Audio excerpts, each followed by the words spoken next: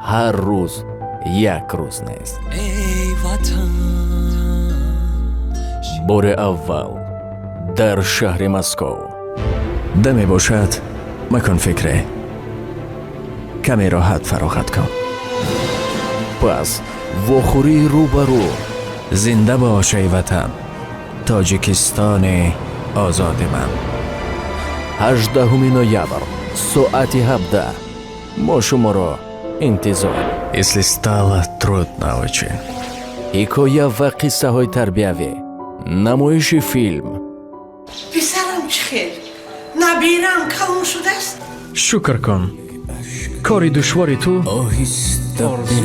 مастер класс و мотивация.